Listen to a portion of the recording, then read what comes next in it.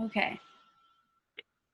All right. Pursuant to Governor Baker's March 12, 2020 order suspending certain provisions of the Open Meeting Law, General Law, Chapter 30A, Section 18, and the Governor's March 15, 2020 order imposing strict limitation on the number of people that may gather in one place, this meeting of the Easthampton Conservation Commission will be conducted via remote participation to the greatest extent possible. Specific information and the general guidelines for remote participation by members of the public and/or parties with a right and/or requirement to attend this meeting can be found below. No in-person attendance of members of the public will be permitted, but every effort will be made to ensure that the public can adequately access the proceedings in real time via technological means. In the event that we are unable to do so, despite best efforts, we will post on the City of Easthampton Media website an audio or video recording, transcript, or other comprehensive record of proceedings as soon as possible after the meeting. It is now 6:06, and I will call to order the May 11th, 2020 meeting of the Easthampton Conservation Commission. This meeting is being recorded. Are there any public concerns, non-agenda items? Being none, we will go on to public hearings and meetings. First item on the agenda, continued from March 9th, 2020, bundled notice of intent filed by the City of Easthampton, Mass DEP file number 151307. Applicant is seeking an order of conditions for various routine, non-exempt maintenance activities. Cassie, is there a request to continue? There is. Until? June 8th is the next meeting, right? Yeah, that's the next meeting is, I guess let's say that just to be safe. Yeah. Right. Is there a motion to June 8th? June 8th at 6 p.m. Second. Is there a second? All those in favor? We need to do this roll call. Jay Ryan? Aye. Michael Whittemore? Aye. Julianne Busa?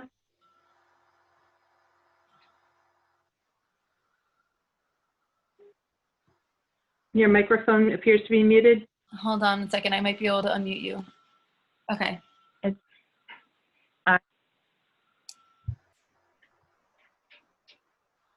Aye. Jessica Harwood? Aye. Deborah August? Aye. And for the record, Dan Buttrick is not present. Motion passes, continued to June 8th at 6 p.m. Next item on the agenda, opening a public hearing, notice of intent filed by Bucky Sparkle, Mass DEP file number 151308. Applicant is seeking an order of conditions for the installation of a retaining wall at 298 and 300 Ladville Road, map 120, lots 11 and 12, as mitigation for an active enforcement order. Okay. Good evening. Yeah. Sure, if you could introduce yourself for the record and start your presentation. Absolutely. Hi, my name is Bucky Sparkle. I am a civil engineer, and despite actually living in Easthampton, I have bizarrely never been in front of the Easthampton Conservation Commission. So yes, nice to meet you tonight. I have been brought in by Taylor Davis Landscaping, a representative of which, Ed Severance, I think is monitoring the meeting tonight. And I would invite Ed, if he can hear me, to jump in at any point, unmute his microphone if I say something that needs to be clarified or addressed, or even if I ask him to. Just sort of consider him sitting next to me virtually, so to speak, in a lot of regards. But for the most part, I'm here to address the project, and there you are, Ed, up on the screen now. I'm here to address the project and answer any questions about it. So what I'm going to do, if that's all right, I think on Cassie's end, is I'm going to request to share my screen here. Oh, okay, so it's currently disabled on my end. Hold on one second. Yeah, no problem. I'm going to just make you a co-host and see if that will allow it. I think it usually will. Hey, all right, looks like it will. So I'm going to get into the plans here, which are There. So is everybody able to see the plan set at this point? Okay. Yes. All right. So I'll zoom in a little bit here and talk about the existing conditions. So maybe I'll start at the locus. I'll try and not make this take too long. But we have Loudville Road that runs through this section east-west, with the site being right here. The Manhan River runs as this blue line that runs just south of the site and continues on to the southeast to the town center. When we look at the site itself, whoops, put that back. The detail I have and the plan I have is mainly for the embankment area. In this aerial photo, you can see 298 Loudville Road, which is owned by the Kaufmans. And the building just off the screen to the top left corner would be Brian Rust's home. So these are two private residences that have been experiencing embankment failures. The top, their land is fairly level, generally open grass. Elevation-wise, it's nearly 65 feet above the surface of the Manhan River. So this is a really steep slope. It's about a 1-to-1 slope. It's quite difficult to walk on, having been down there myself. And some time ago, Brian Rust had installed over here a living wall by Taylor Davis to address slope stabilization issues on his property. And I'm not quite sure when that was done. And it seems to be holding up pretty nicely. And I understand prior to my being involved, the Kaufmans had this enforcement order well, first they had slope failure, and then they put together a plan by another engineer, Gill Engineering. That plan was very invasive. It basically was going to turn the entire embankment into a rock slope wasteland of biodiversity, and be also very expensive, in addition to altering something like 6,000 or 7,000 square feet of riverfront area. So this was a very unattractive plan, which is how I guess Taylor Davis got involved to do a living wall. And of course, when you do a 15-foot high retaining wall, you do need an engineer. So I do work with Taylor Davis from time to time. So what I have proposed here, and I'll start talking about some of the specifics of the plan, and then we can look at the profile a little, and then basically open it up for questions. Because obviously this work needs to get done.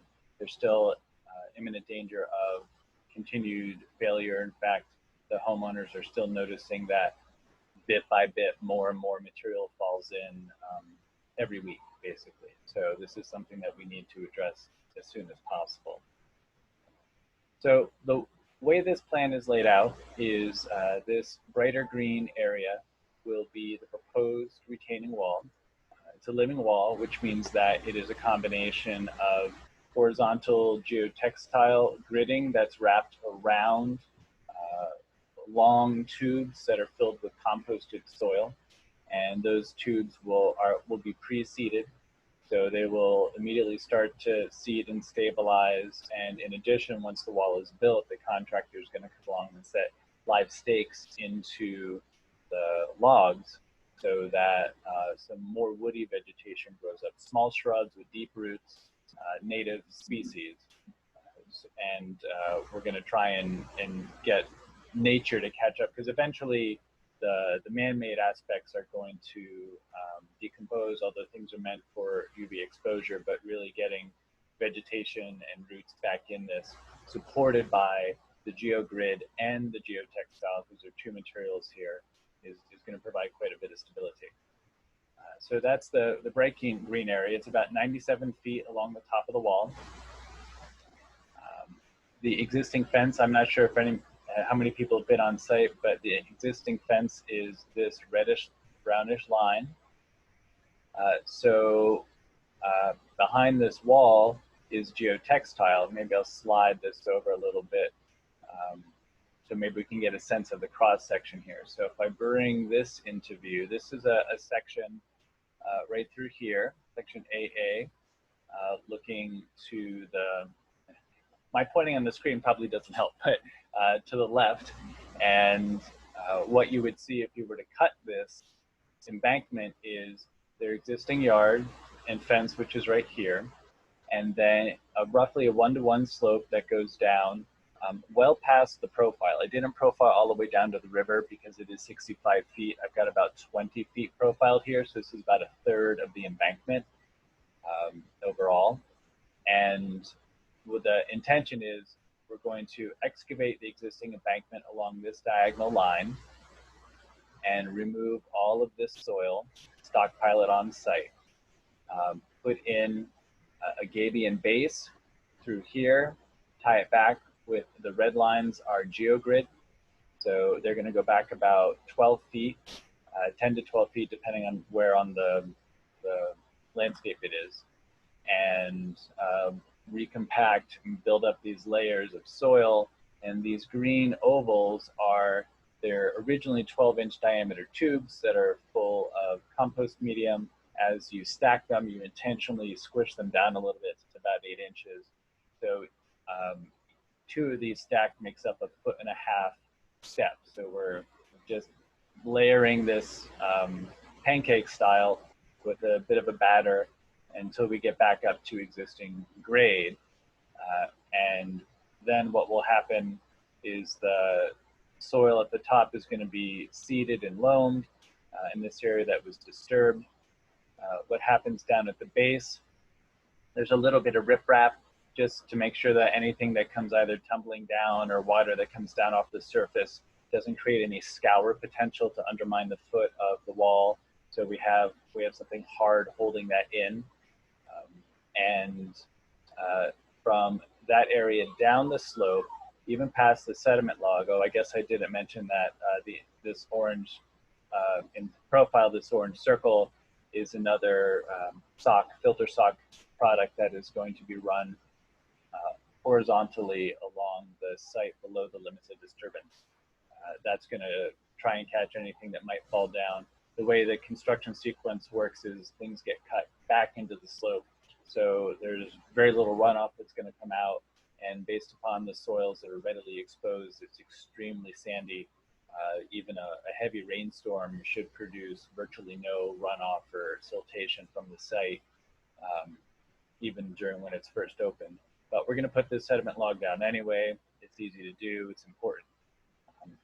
But when they're done building the wall, one of the things that I'd like to see, because much of this embankment has fallen down, much of it is just on this slope is just exposed sand right now. It's the material that was water deposited many years ago, and it's falling down. So it's buried the existing vegetation. It in and of itself is a loose material, and being just bare sand, it is not a particularly good material to try and grow anything. So the area below the wall, all the way down to the riverbank, what I want the contractor to do is rake up any loose debris that's small and rakeable. There are definitely some downed trees that are laying there. I think they're actually good where they are, but expose the loose sand and then terrace seed this. This is a little different than hydro seeding. I'm not sure if you're familiar with terrace seeding, but the short answer is it's still sprayed out, but it is a blend of topsoil and seed, and I think some compost, all bundled up together. So it's not just seeding an area or just hydro seeding an area. We're providing topsoil with that material, so it provides something that the roots can really get started on. So, and the composted loam is used because there's no invasive seed in it. It's a pretty sterile product. We can put whatever seed we want. It doesn't bring any invasive plants into the environment. Thank you, Ed, for that clarification. Right, it is. You did tell me that. I'm not the landscaper, but the topsoil, of course, does have a degree of viable seed in it that could come from anywhere and anything. So composted soil. It will be used in the terrace seeding process. So just the seed will apply. And based upon the soils, I went and contacted my friends over at New England Wetland Plants and talked about the conditions and what we were trying to do. And they made a recommendation for the mix, knowing that It was a steep slope. It was very sandy soils. It was generally going to be fairly dry, and was in a riverfront area. Went right down to Manhan waterline, the bank. So they are proposing there, and I'm going to read it just to make sure I have the name. It's the New England Erosion Control / Restoration Mix for Dry Sites. And I know we're in a wetland area, but because we're so high above the water and it is so sandy, effectively the soils are quite dry. So I think this is really the best mix for the site to establish as quickly as possible and prevent further erosion from occurring under normal circumstances. And it's all native seed. It's all native plants. Thank you. Yeah, we are doing this work. 90% of it is within 100 feet of the wetland edge and the riverbank. About 10% of the disturbance is between 100 and 200 feet. We're looking at all of the work being about 2,300 square feet of disturbance. It's all in the buffer zone and the riverfront. And we're staying out of the resource area proper. And The nice thing about this method also is all the equipment is up on top of the hill. There's nothing down on the slope itself. We have a long reach excavator that's going to do the excavation, and the blower truck actually sits at the top of the hill, and we bring hoses down and blow all the material into the sock, and behind the wall it's all blown into place, so no equipment's brought onto the slope at all. thank you for that point, Ed, as well. Very helpful. So the living wall has an awful lot of advantages. It's easy to construct. It's very non-invasive. It reforms the earth in a living system, and should do a really good job. It'll definitely hold the top of this slope in place, and the other measures of terrace seeding should help stabilize the slope that's now just exposed sand. So we believe that this is a minimally invasive process that we can do as expeditiously as possible. Yeah, and the one put on 2008, Bucky, it was 12 years ago we put the original wall in. 12, okay, thank you. It looks great. So So far, so good. I'm going to conclude my presentation there. Obviously, with an application, there are a lot of details that may be of interest to commission members. So I'd love to hear your questions and comments and move forward. Thank you.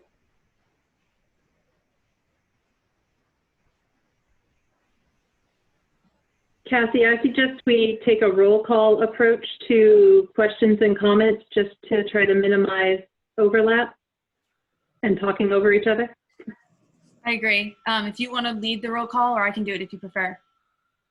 I'll take care of that. I have no idea who's to my left. I'm going to start with Julie. Do you have any questions, comments you'd like to share at this time?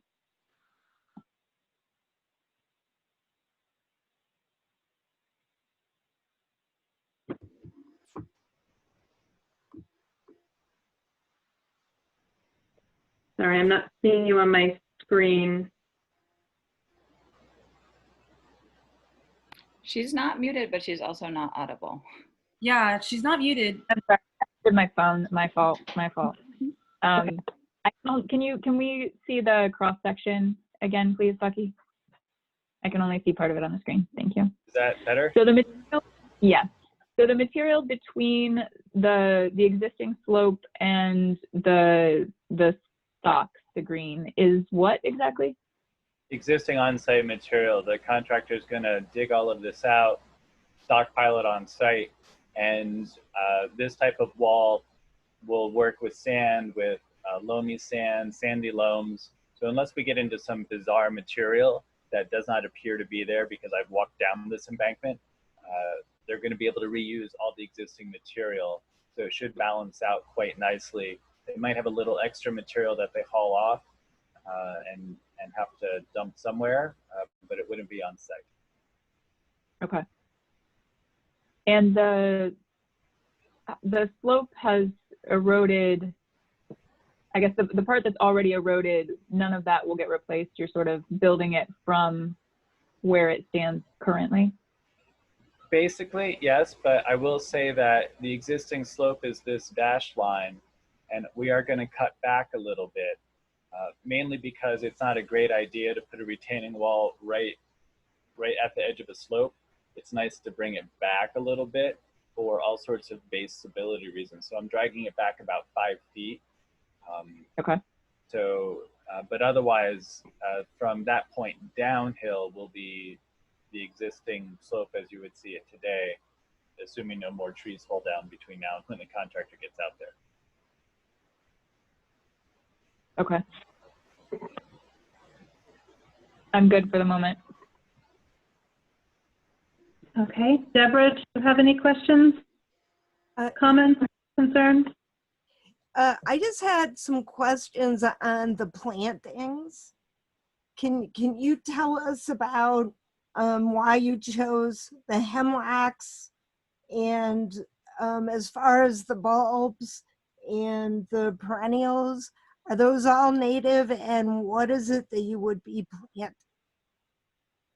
I'm not sure that I have specified the plantings per se. Are you talking about this list over here? Those hemlocks, and then if you go back to the bottom right, it's 10.1. Yep. Where you have additional plantings. All right, I'll address this. So the first part, these are the existing trees on site. So we're not planting 12-inch hemlock trees. As much as I love hemlocks, that would actually be disastrous. We don't want any large woody vegetation ever to grow on this wall.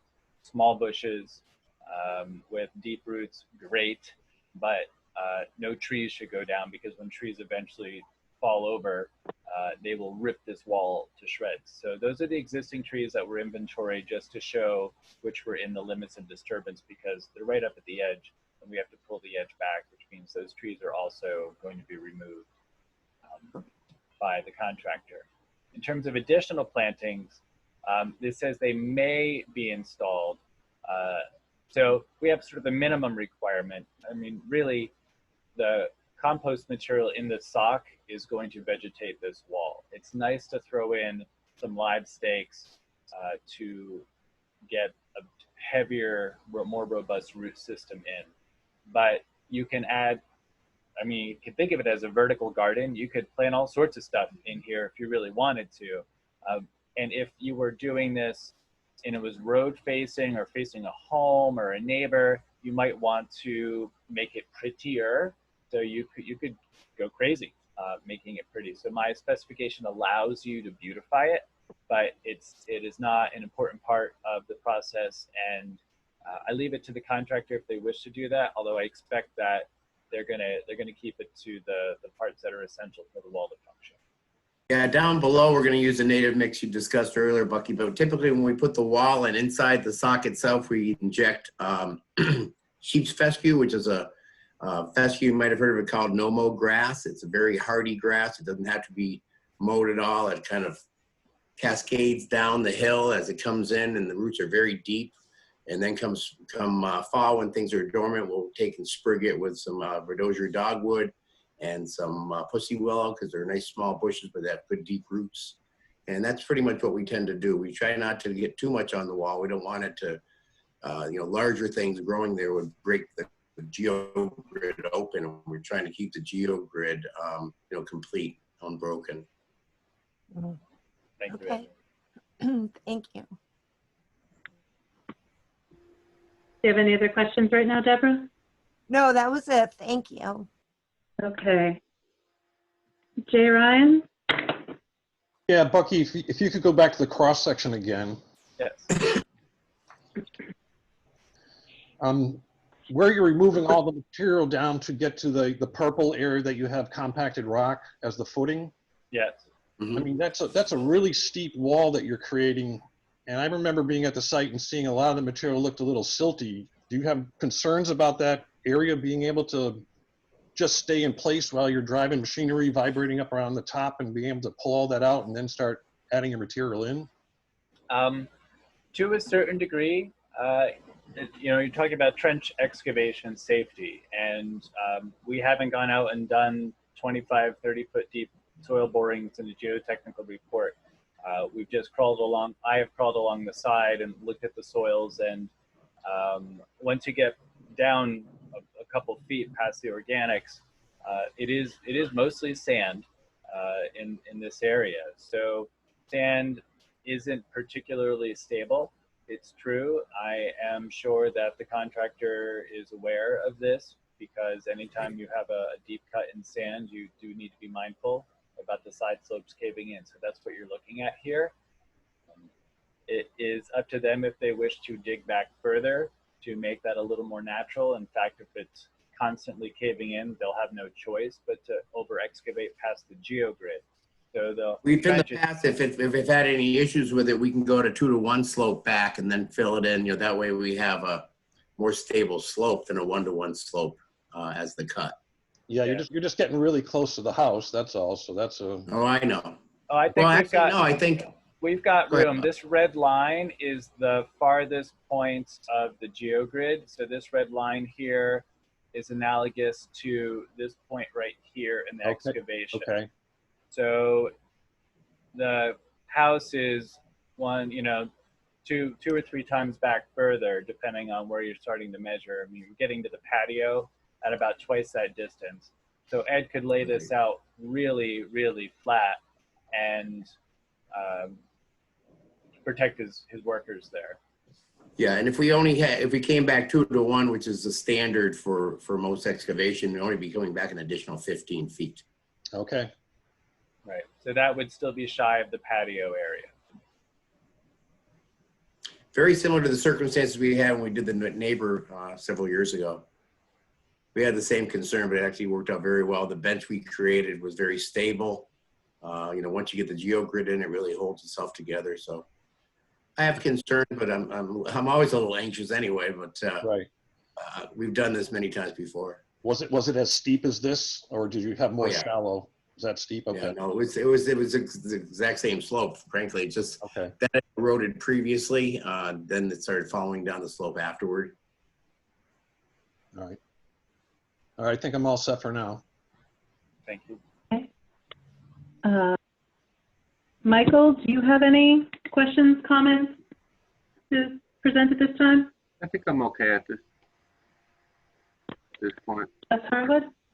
I'm okay. Okay. Jessica, do you have any questions? I do, Comment? and I may have just missed these. How is all this material getting down the slope? We have a truck with a hopper, and it holds 60 cubic yards, and it can be parked 300 feet away if we want. It's not going to be close to the slope. Let me just dismiss this, pardon me. And then we have a 4-inch hose that runs down. We actually use the same truck to do rooftop gardens, like the Deerfield Science Center, that sort of thing. We've actually used this truck to blow material up 9 stories in Hartford for Adrian's Landing. We blew 560 linear feet across the roof. 3/4-inch stone for drainage layer, and then composted loam for planting medium. Oh, Wow. So all the work will be done from the truck, basically, like stacking? Yeah, well, the guy, some gentlemen will be, some of the crew will be down holding the hose down the hill, but all the equipment, we don't have an excavator that reaches quite that long, so I'll be renting one long reach excavator. They use it for dredging, for instance. That way we can stay further back down the hill, reach down, do what we got to do. And like I said, the hose will run down the hill, and you'll have a crew member or two down there just pulling it's kind of like filling a sausage. You sleeve the sock onto the hose itself, tie it, and as you're walking backwards, it's filling the tube, in a 12-inch tube. And that they do compress because of the weight on top to about 8 inches when you're done, but they start as a 12-inch tube. And then my other question was just about maintenance, whether this will need any maintenance once it's in place. It's typically maintenance free. The neighbor had decided to start dumping yard debris on it, and it's still stable, but it doesn't have a lot of vegetation anymore because he kind of killed it. But that's why we use the sheep's fescue. It never gets much longer than 5 inches, falls down, and comes up every year. It's a perennial. And same with the salix and the cornice. They're just small shrubs with deep roots. So they're relatively maintenance free. Sheep's fescue, the reason we use it, it's a very low nutrition plant, and it also does well under dry or wet conditions. Pretty hardy. Thank you. Okay. So this is Melissa Cody. I have a few questions. Bucky, if you would be so kind as to pan over to the plan view, please.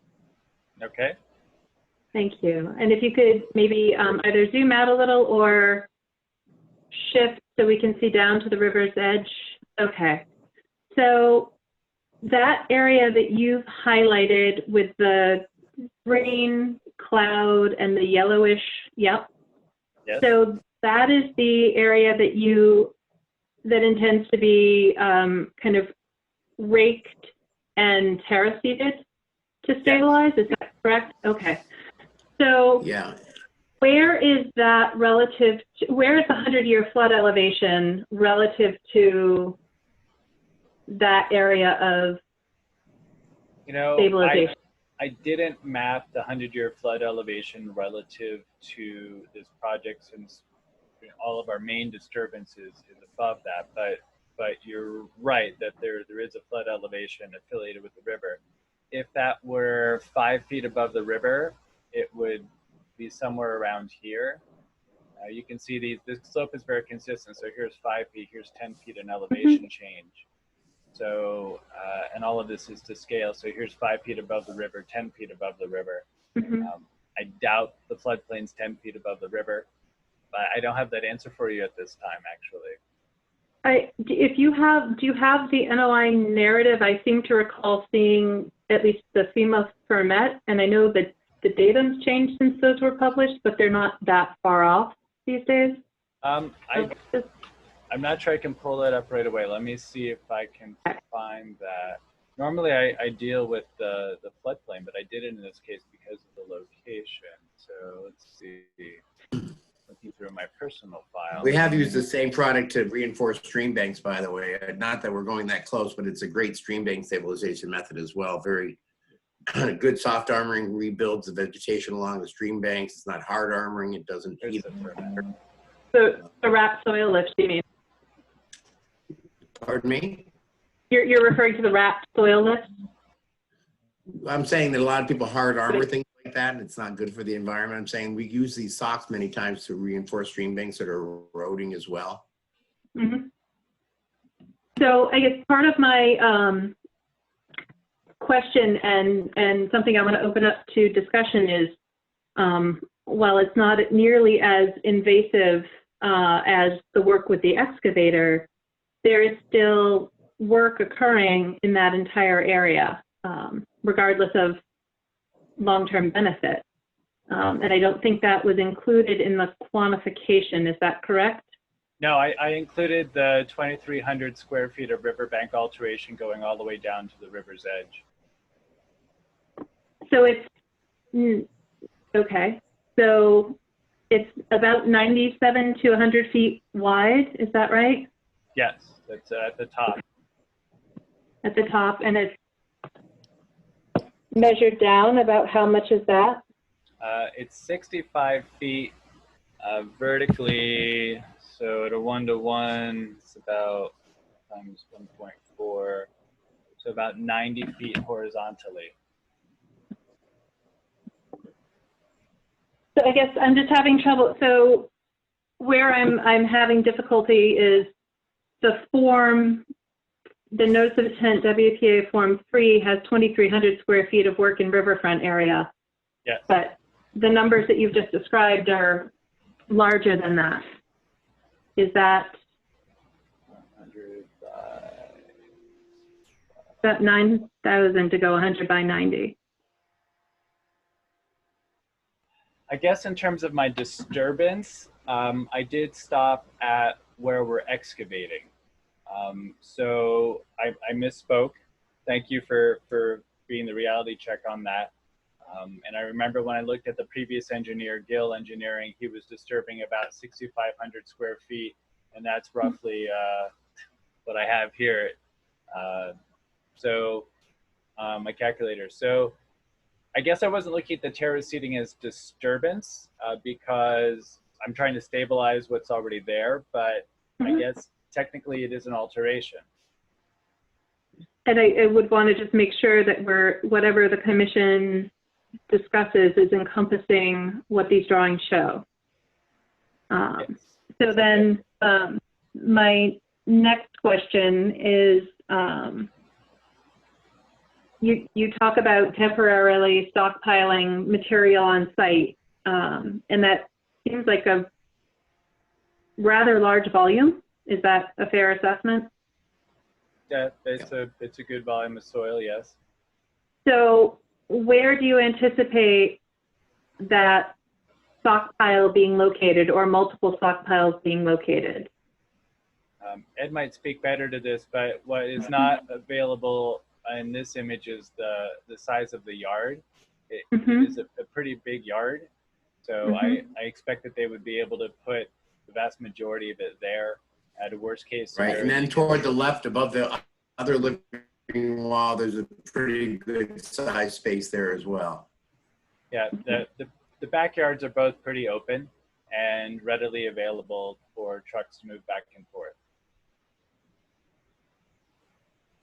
Okay.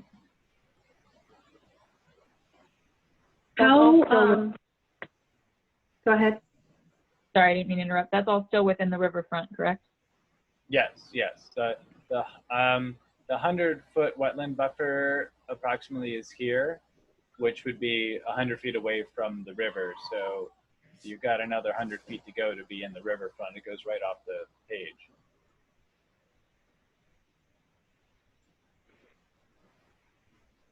Okay, I'm gonna put my finger on that one. Again, kind of going back to the scale of the excavation, the length of it. You're showing a single stake sediment log. I'm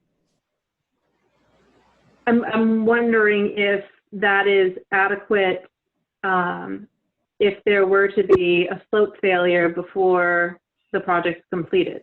So if those sandy soils were to fail, or were to there were to be a significant precipitation event,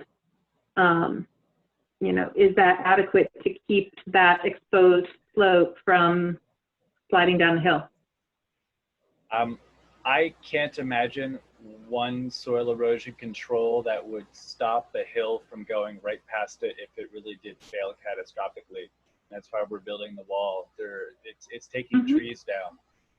So there's no sediment fence or a log that is going to stop a hill from sliding down. If we do have soil erosions, we're talking rivulets and the top grains of sand being stripped off the site. If we look at the profile, you'll see that the existing grade is here, but then they're cutting down another 2 feet. So basically they have a 2-foot deep sediment pond at the base of the cut slope that they're going to create right away. So if this slope does start to shift and fail for one reason or another, there is it's 20 or 11 feet wide and 2 feet deep. That's a pretty significant basin for materials should there be uncontrolled failure of the wall itself. It shouldn't be going downhill. So with that said, because you've got 97 feet, is this constructed in sections, in segments, or is it bottom layer all the way across, layer 13 all the way back all the up? way across. Or is it? Yeah, no, not in sections. It's all the way across all at one time. Each layer. So put the gabion in all the way down, then we would start with the the geogrid and the sock all the way down across.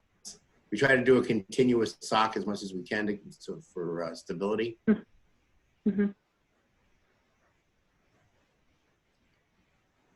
Was there an order of conditions for the wall that was built in 2008? Cassie, do you know if we have any files on that? I could send it to you if you like. I can't tonight, I'm not at work, but. Yeah, None of us are. I can check now if you can just hold on that. I have access to at least the digital files. I don't know if that one from 12 years would be in the digital. Probably not. I do have access to the office. You can try. That would be good to check. It is less likely than more recent filings that there would be anything electronic, but if both you and Ed could check and see what you can provide, that would be helpful. Right. I could get it tomorrow. I know I digitized it. I have it. I just, unfortunately, I'm at home because I have to get to town hall by 7 p.m. this evening. I live in Chesterfield, and so I couldn't be in Amherst at the same time. Got it. Yeah, thank you, Ed. Sure. And Melissa, if I may, and Ed, hopefully you're not going to smack me for this, but the terrace seating was actually really kind of an afterthought in my design. I was focused on the wall and the excavation and the real hardcore stuff. And then really right at the very end, had a little conversation with Ed and said, I'd like to do something to help stabilize this, but I don't think hydro seating is the answer. So he suggested terrace. We didn't do it before. It's really not necessary. It's a nice feature, but it's not necessary. If you'd rather have no disturbance down there, that's fine. Yeah, so it's an option. I'm going to recommend it, but I'm also going to recommend, because it was an afterthought, when I started this project, the first thing I did is, you know, in the CAD, I drew in the sediment barrier below the excavation. But really, if we're going to be blowing material down here, there should be one more at the bottom of the hill beneath the disturb zone. And I know they're not terribly expensive, and I think that would be a significant benefit, because while eventually it's going to stabilize, for those first, 2 weeks, it's just going to be open soil. So there is a possibility of material that was recently placed sliding down into the river. So I would like to propose we add another sediment log, basically along the river bank or just a couple feet back from the river bank. And I'm not opposed to what you're showing on the drawing. I just want to make sure that it is the work that is proposed is adequately captured and quantified. I like that.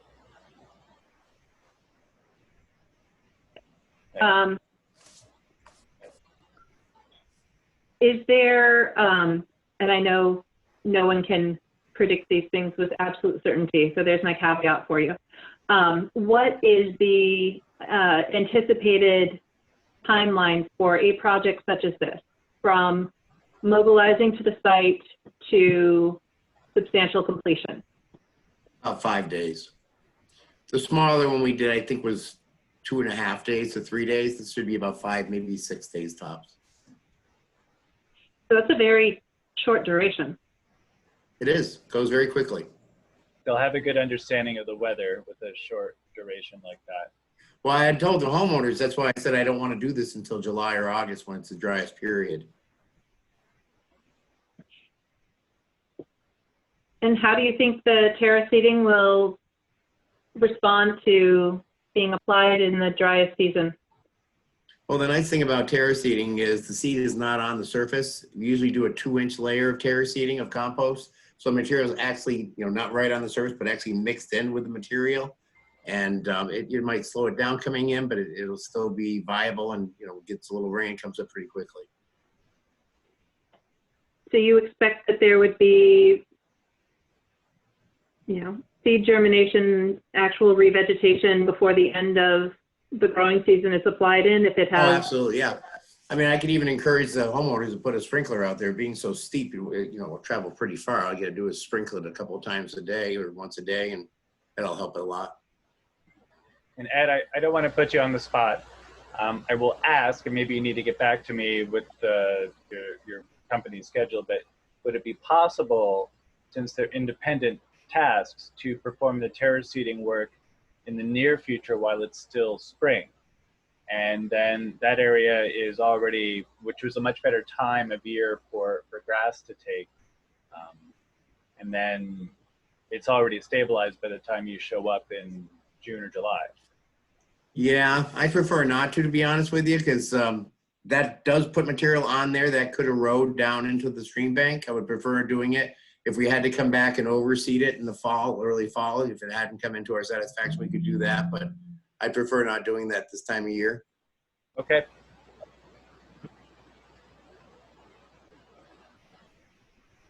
If I had any other questions down.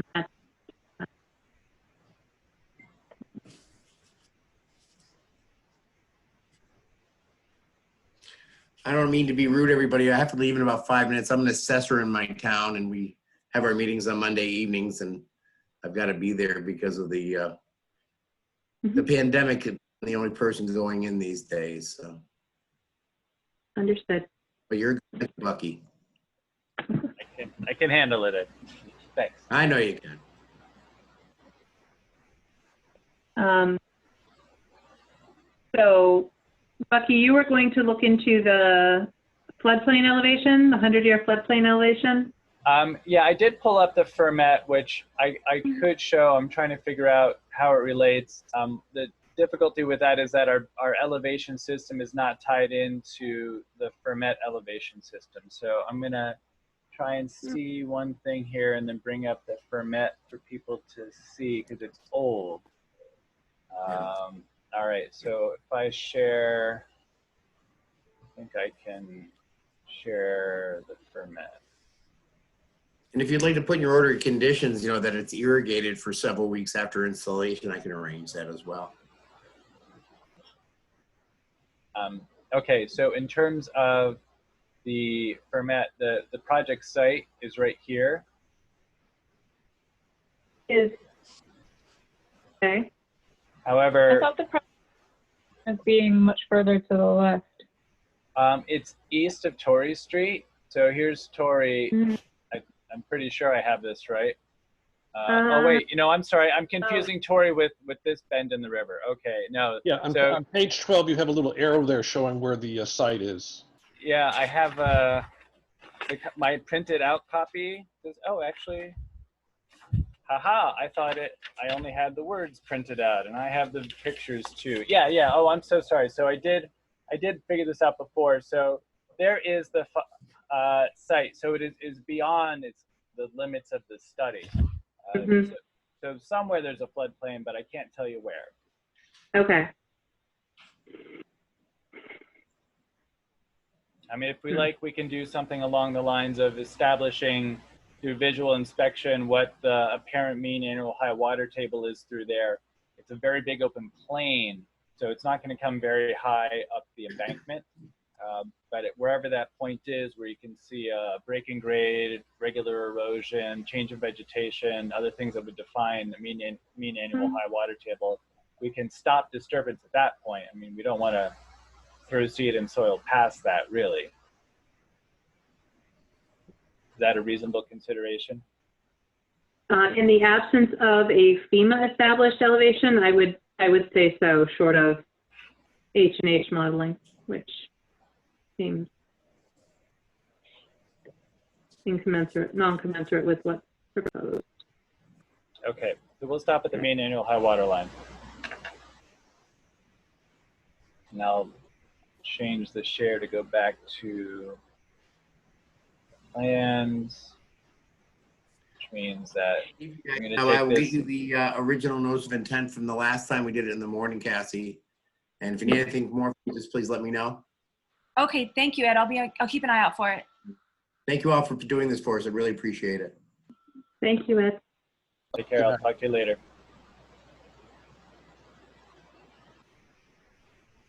So I have a follow-up question because we're going to have to figure out how this meets the riverfront area standards and potentially the BLSF standards, which I think would be less challenging because there's no fill, there's no grading. So, you know, those are pretty much predicated upon mitigating for fill and floodplain and providing compensatory flood storage. So do you know when the lot on which the Kaufman's house and or Mr. Rust's house were created? I did go back. It is before October 6th of 1997. Is it before August 1st, 1996? I'm also pretty sure of that. So okay. Let me see if I can clarify that if you give me a moment. Thank you. Might be able to. 298. So while you're looking at that information, Cassie, I want to mention, and I doubt this will be a constraint, but we need to be cognizant of the alterations that were approved in riverfront area on Mr. Rust's parcel in 2008. It's not it's not X number of square feet per project, it's a cumulative effect. So we just need to make sure that we're within the right side of the regulations there. I will say that in terms of riverfront area, the project combined on those properties is almost 84,000 square feet. And even if you consider altering all the way down to the riverfront, we are somewhere in the vicinity of 6,500 square feet. So we're still less than 10%, and I believe that's the magic number. Usually. Yeah. Just want to make sure that with, you know, where the line is drawn relative to Mr. Russ's property and the Kaufman's property, that we're above board. I don't want to give DEP an administrative concern. Sure, I hear what you're saying. So you need me to calculate how much riverfront per lot and disturbance per lot. If you could split it up that way, just for, it doesn't have to update on the form, although the total riverfront area being updated would be helpful. But if you could just provide a table by lot, that would be, I think, the most easy to refer back to in future. All right, I can do that pretty easily for the project as proposed. As you can see, the lot line is this purple line here. It drags right across the project diagonally. So the bulk of the, excuse me, seating would be on Brian Russ's property, and a little less than half of the wall. The rest of the wall and a small amount of seating is going to be on Agnes and Andrew Kaufman's property. So the Kaufman's property is larger. It's more than an acre, and Brian Russ's property is a little smaller. It's a little less than an acre, 1.57 for the Kaufman's and 0.8 acres. So we're going to be talking about, you know, percentage of riverfront within the lot instead of the 5,000 square feet in terms of Brian. But I can divide that up for you and get that information over to Cassie. Thank you. Sure.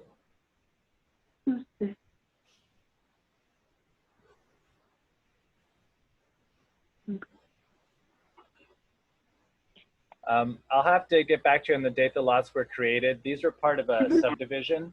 And somewhere I found the recorded plan. I think it goes back to the 60s or 70s. Okay. So I don't have that exact date for you right now. I was only able to find an easy copy of their deed, but that just has to do with the date the property was sold. It doesn't say when it was created. So I'll have to do a little digging, but I can add that to my to-do list of administrative tasks.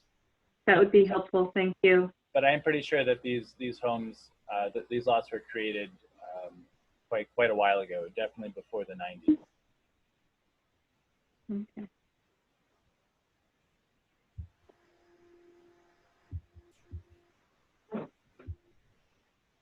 Right. I do not think I have any other questions at this time. Cassie, do you have anything you want to add?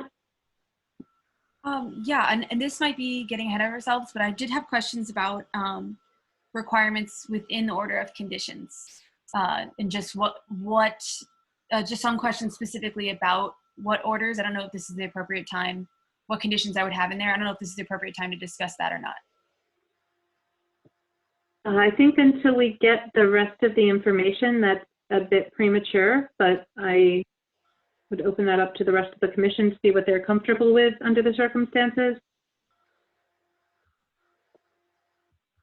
It'd be nice to see the order conditions for the previous project and see what was on that.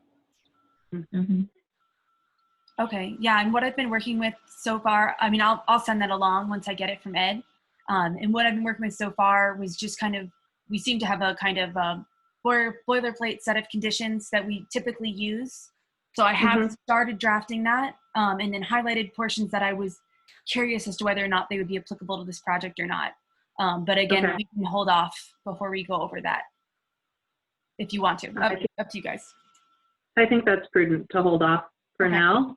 And I think given the nature of this site and the process to date, I think it would be in our best interest to have all the information in front of us before we started talking about those conditions. Okay, that makes sense to me. Yeah, but otherwise, I have no other questions. I have been taking notes about things that we've asked for, and so I was planning, Bucky, I'll probably send you an email that just kind of summarizes what I'm going to be waiting for. Okay, great. I've been taking notes myself, but I'll definitely take a look at that message. Okay, great. Thank you. Melissa, I had a couple of follow-ups if I could. Yes, please do, Julie. Does the geofabric break down over time, or is it a permanent installation? There are two types of fabric. They're both UV resistant, although one is going to be a little more durable than the other. The GeoGrid, which is the heavy horizontal lines, these are the red lines that go back really far and then wrap around. Those are very tough. They're going to be there for decades.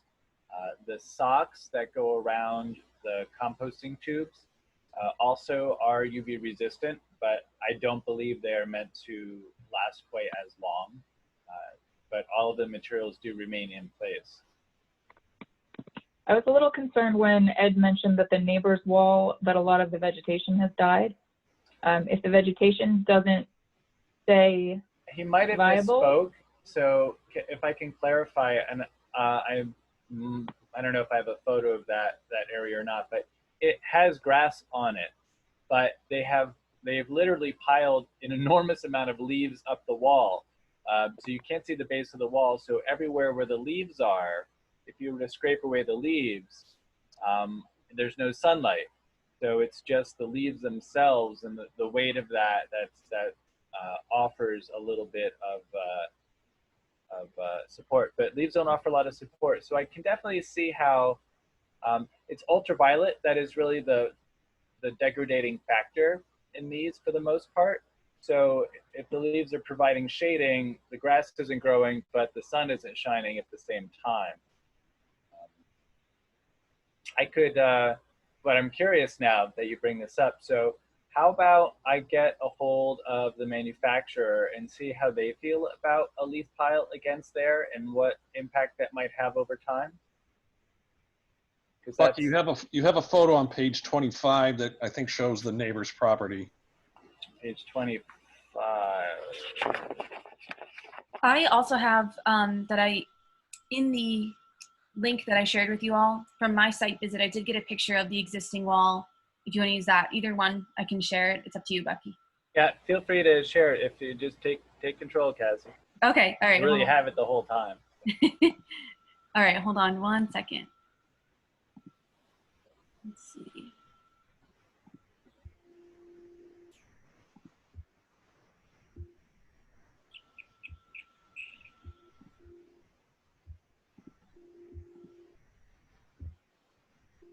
All right.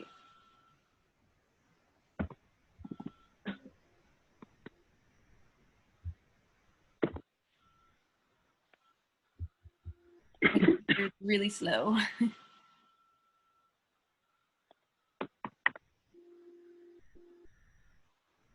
So I don't know if this is the image, if this is helpful. I think you can see the leaves that have been piling there. And then some of the wall, though, is exposed, and it does look to have some growth on it. Okay. Bucky? Yes. Oh, sorry. Go ahead, Julie. Oh, go ahead, Melissa. I was just going, that made me wonder, and only because I don't think I saw it when I looked through the application materials. Is there a long-term operation and maintenance plan or long-term recommendations that would maybe the manufacturer not do something like that? Did have that. I'm not sure if I put it up in my, I think I might have had it on my, how do I get to my own screen? This is hilarious. My computer's been taken over. Hang on a second. There we go. Just in terms of maintenance, backfields, taking additional plantings. I did go back. I mean, I was working on this product with partly because Ed was so successful with it and the neighbor product. And though I'm familiar with retaining walls, I hadn't built one of these. So I did a whole bunch of homework. And in the long-term maintenance, in a scenario like this, it's pretty much do nothing. You just make sure that something didn't kill all the grass at any one point. If you had water flowing over this or other factors that might cause erosion, then there are upkeeps that you make sure. You do have to make sure that no large trees start to grow. Volunteer seedlings happen in nature. So once every 5 years, somebody might need to go down there with loppers and knock off any saplings that are starting to come up. That is the only thing. And I'd be happy to add that to the plan, and as well as go back and review the recommendations. But in this scenario, since we don't have to manage water coming at us, the maintenance was really just let it go back to nature. That's really the point of all of what we're doing here. But I'll come up with operation maintenance document. It will be brief, but it would definitely be worth having, and I'd like to add that to the plans themselves. Yeah, I was going to follow up on the issue with the trees growing. It seems like that's something that would require periodic maintenance to make sure that you don't have holes being ripped in the wall. Yeah, every few years you'll need to verify that you're not growing a hemlock there.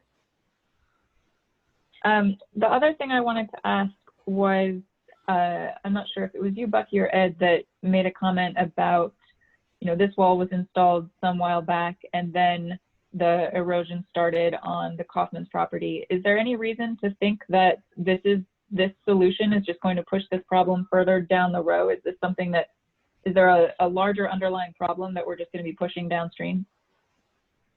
I don't see these as being related, other than just the underlying soils happen to be less stable in this area. And you can see across three backyards or 4 backyards in this this photo that's up on the screen.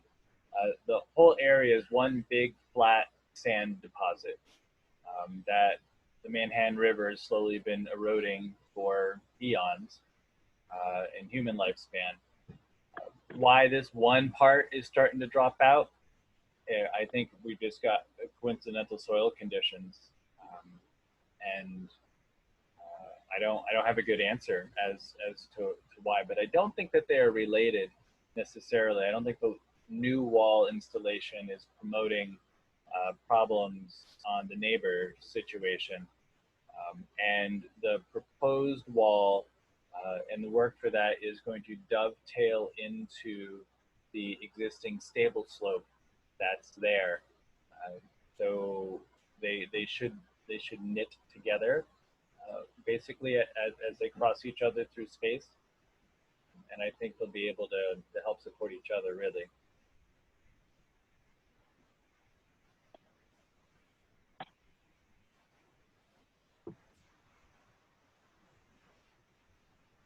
Julie, do you have any other questions at this time? No, that's everything. Okay. We'll circle back. Did any of the discussion prompt any other questions to the members of the commission?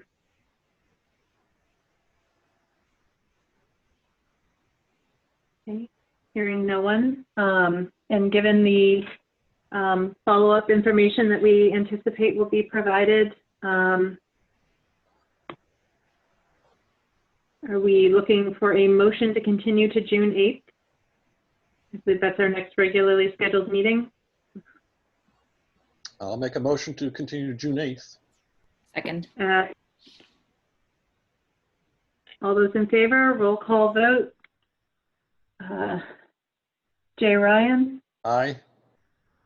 Deborah August, Aye. Michael Whittemore, Aye. Julie Busa, Aye. Jessica Harwood. Aye. Right. Motion passed. Dan Buttrick not present.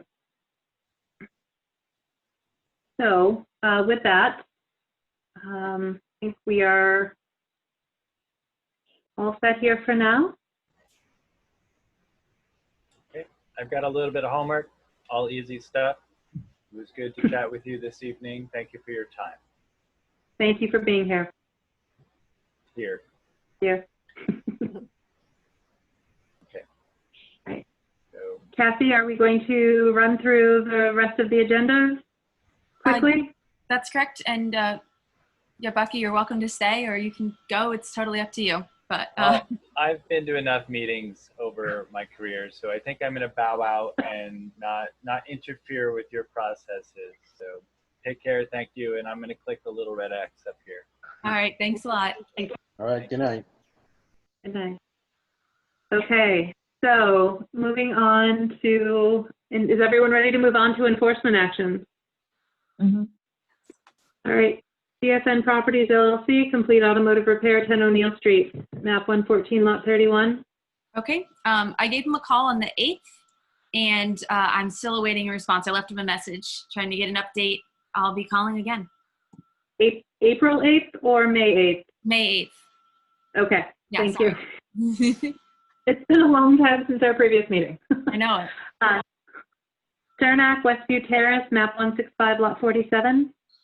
So I sent some information in the last update, and this is from a correspondence that I had with David Cernak a while ago. And one of the responses that I received was saying that issues with the culvert, I don't know if you guys have this available. I don't know if you want me to read it again, but basically this is from the project update document I sent out earlier. And he had concerns about water from entering his property and going through a culvert that he has, and he believes it's getting overwhelmed. And I guess in the past, like 30 or 50 years ago, the city put in a 12-inch culvert on his land to handle drainage from South Street. And he feels that after additional developments, the small culvert, the 12-inch culvert, on his access drive off South Street floods and washes frequently. So he was concerned that maybe he would need another culvert. It wasn't particularly 100% clear to me what he was even requesting, but I'm assuming it sounds like the city to install another culvert. Action taken 30 to 50 years ago, though, I feel like is a hard, I don't know. Yeah. Maybe that is when you could perhaps follow up with the city engineer. I'm not really certain. That's unless and until they want to do work within the commission's jurisdiction, the culvert itself is not within our responsibilities. So if it is, and I have no idea how long-term municipally installed infrastructure on private property outside of an easement or something similar, I don't know how that works. Okay. Yeah, that was kind of my understanding as well, is that it wasn't something that we can't make the city do anything for that. So, okay, cool. No. Well, I'll communicate that with him. And then Kelly Cahill, who's also involved, she updated me on April 18th saying that they had reinitiated the invasive work. And she sent me some images. Those are available in the link. I don't know if you guys want me to show them now, but it seemed pretty straightforward. Okay. Okay. Next one is Kaufman. Right. Yeah. That is, we'll skip over that for now. St. Bridget's Cemetery, Our Lady of the Valley Parish, Everett Street. Yeah, I need to reach out to them because I know it was around this time that we were going to check on the growth for the work they had completed. Okay. Autumn Properties LLC, we're 161 to 165 Northampton Street. No updates. Bernard Gall, 37 South Street. No updates. Are there any open space updates, either Echodale West Orchard area improvements or Lathrop conservation land discussion? For Echodale, that situation, I know that we had a lot of discussion at our last physical meeting about that, and things were kind of starting to get going again, but it's just generally on hold because of the COVID-19 situation, unfortunately. And then Lathrop, that one, there are two people from the community who are interested in adding some, or maintaining the existing trails, but also placing some I have it in quotation marks as bridges, because they were saying that the bridges, they had submitted multiple possible designs, and one of them was a removable bridge, essentially. So a non-permanent structure that would only need to be placed during like the springtime and the wetter times, so that people with who have mobility restrictions could be able to traverse over these patches of wetter area. And the question was, you know, I again linked through there are a number of different designs and things that they submitted, and I just wasn't sure how that would fall into the permitting. You know, is an NOI required? They of course were trying to lean more towards an RDA, and we're hoping that if they use this kind of more impermanent bridge structure, then an RDA would be more appropriate. I wasn't really sure how to advise them. I guess it depends on what, you know, from my perspective, it depends on what the impacts to the resource area are, and how it intends to be managed. I mean, it just takes one season of it not being taken out in order for it not to be temporary, at least for that time. So I guess without knowing what it looks like and how the impacts would be quantified and how the work would be done, it's hard to say. Right. I mean, anyone is more than welcome to submit an RDA, and that is the mechanism by which the commission can issue their opinion as to whether or not the work warrants the notice of intent or will not result in an alteration of the resource area. Okay. Or buffers. Right. So maybe And the risk, no, go ahead. the risk with that is getting a positive determination if you're really hoping you're going to get a negative one. Okay. I think that would make sense to me, especially just the nature of it. I mean, there's definitely going to be things happening within jurisdictional areas. So I'll probably make the recommendation to them that they do an RDA with the understanding that there's definitely like a real chance that it could be a negative, positive determination, and just kind of give them realistic expectations around that. Okay, cool. Okay. Hi Meredith. I had one little note on the notes. You wrote, I happen to know people who live at Lathrop, and I think it's Lucy Baruch, not Laura Baruch. Oh, really? Oh, geez. Okay, thank you. Unless there's two people with that last name, but I think she's the only one. Yeah, I'll So double Lucy. check. Yeah. What was the last name? Baruch, B-A-R-U-C-H. Oh, you're right. It's not a very common last name. Yeah. Okay. So you'll circle back there, Cassidy? Yeah, absolutely. Okay. All right. Compliance updates. Are we ready, or do we want to, I guess, go in order and keep it moving? I'm ready when you guys are. Pleasant Street Mills, DEP file number 151273. No updates. Lathrop Community, 100 Bassett Brook Drive, DEP file number 151283, invasive plant management. No updates, and just the note that this is not connected to the trail maintenance previously described. Okay. Williston Northampton School off Taft Avenue, DEP file number 151286, cross-country running trail improvement. I think it's getting around time that we need to circle back with them, because I know that they came up for their COC, and we were concerned about the regrowth. So I think we wanted some more monitoring reports, I believe is where it last left off. So I'll be reaching out to Mark. Okay, right. Our options were limited, and we were forced to decline. Right. All right. Logan Properties Inc., also Neal Street, DEP file number 151287.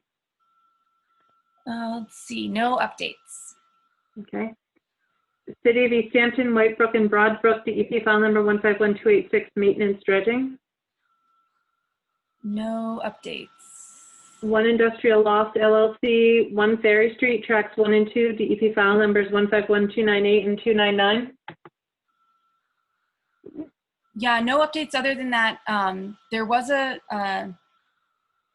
all city projects, or all projects in general, had to stop work, or the mayor put out an order saying that all city-based projects should stop work, and the only main update I got from them was that they were, and then non-city projects had the option to either, you know, comply with that or not. And they decided to carry on with the work. They have been submitting their inspection reports, so I have them. Okay. And have there been any issues with non-compliance? No issue. Okay. Easthampton Park Solar 1 LLC, 232 Park Street, DAP file number 151293. Okay, so there are three main approval requests that they have ongoing right now, which I think you're all aware of. The first one is a proposed change to the location of the wetland replication areas. The last communication I received was on April 29th, and they're working with the client to get more details on the constructability before they proceed. So I have not received any revised plan submissions for changes. So it's kind of, we're still on hold for that. The next one, and the next one was for the proposed fill within culvert number 1 and number 2. And they had submitted a report again, and we had made the request that we need to see the data behind how they we basically got the conclusions, but not the data that supported the conclusions in that report. So they're saying that they, again, on the 29th of April, I got communication that we performed sieves on the stream bed, and they should get the report next week as of the 29th. And he's going to send it along as soon as he can. So again, that's still on hold. I'm waiting for more information from them. The third one was for a revised plan to the plantings for the green screen, and a small portion of this proposed green screen, which is a main part more so for the planning board side of things, because this is an area that where the access road is more visible to some of the houses that abut quite closely. They're planting a green screen there, and a portion of it is located within BVW. And so I conducted a site visit on April 30th, and I have links. The link is to the photos that I took that day. Basically, they want to increase the plantings of these trees. I think they only want to add maybe 3 or 4 trees to that area. And I realized I wasn't sure if you guys want more. They have, like, they've submitted that plan essentially. Like, do we need more? Because they're not removing any vegetation. They're just planting more things there. About 3 or 4 trees. I do not recall BVW impacts associated with the installation of a green screen. Yeah, the only BVW impacts I recall have to do with the culvert crossing. Oh. So, I mean, I'm looking to other members of the commission for their recollection of what we reviewed, and that strikes me as not part of how we reviewed information at the time. So, I think we need to do a compare contrast here of what that is relative to what we approved, because if it wasn't in the order of conditions, if it wasn't in the final set of plans that we approved, then it's not approved, and it would be a violation of the permit, and they can't increase their impact under an amendment. So they need to come up, we need to figure out if this is or is not within the scope of work that the commission reviewed and approved. And if it's not, they need to figure out how they're going to proceed. And so do you want me to, what action should I take to figure that out? Like, do you want me to, I can go through the minutes of when you originally did the hearings for this, or? I mean, I would look at the final approved drawings that we had when we issued the order of conditions. So the set of drawings, you should have it electronically. That is what is referenced in the order of conditions. Date, provision, stamp, specific. That is the only set of drawings that has been approved for this project by the Conservation Commission. Right. So if those drawings should have the resource area impacts, the BVW impacts called out and quantified on them, if I'm not mistaken. And the order of conditions form itself should have a BVW impact number on it, what was allowed for impact, alteration, and restoration or replication. So those should match the drawings. And if there is additional BVW impact even if it's to install native species. You know, if you're taking a wetland, that's an alteration, period, bottom line. Right. Okay, cool. Yeah, I can definitely check for that. Okay. If it is determined that that was not in the final approved plan or part of what you finally approved, just speaking hypothetically, I know that it's up to them to figure it out. If they took the course of action, of course, you know, to do nothing there and leave that and have like all of their, whatever this green screen stuff is, all of that ends right at the edge of the bordering vegetated wetland, that would be acceptable? Most likely. We didn't approve anything in buffer zone either, so they can propose additional work modification. They can propose it in buffer zone. It would be up to the commission to determine if that was a minor modification or required amending the permit. But that would all be predicated on the information they would present. Mm-hmm. And I'm trying to make sure that I understand history also correctly, because I might be misunderstanding that this green screen is the proposed change. Like this is them making that proposed change now and like asking about it now, if that makes sense. Like maybe this green screen isn't a thing that they're adding it now and asking if it's all right. Like basically doing what you just said that they should do. Okay. I mean, I guess we need to get clarification on that. Okay. Yeah. All right. That sounds good. Okay. Is there anything else about that site at the moment? Hold on. Let me see.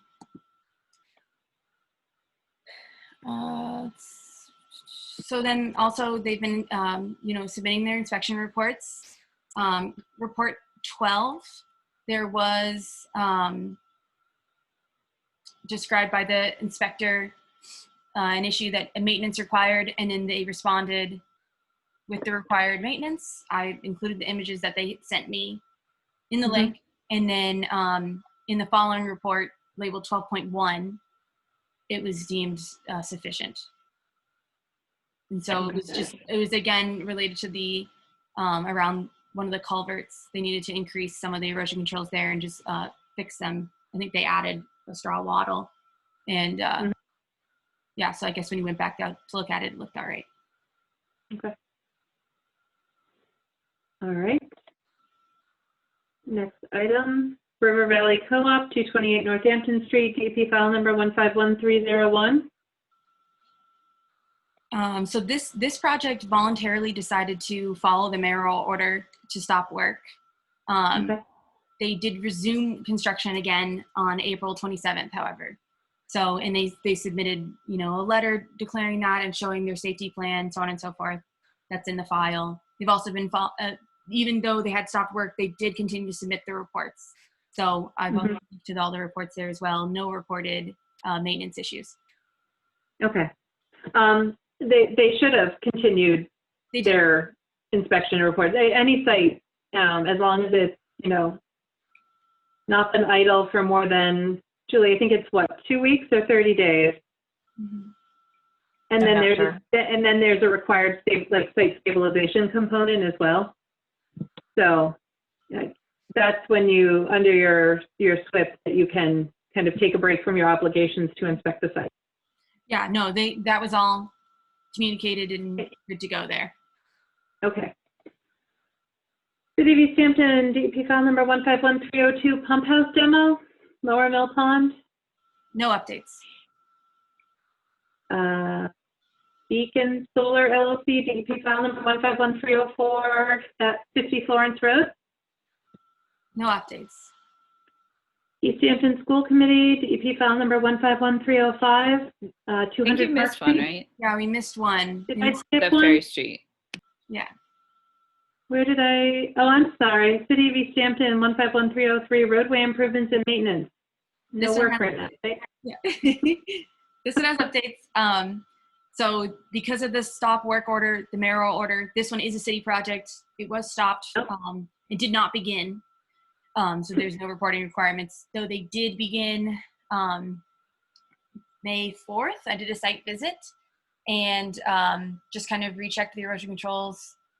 And they did have a question, or rather I had a question, that in the order of conditions, it has a requirement that the, you know, of course, the flagging for the wetland area, as well as the installation of permanent markers.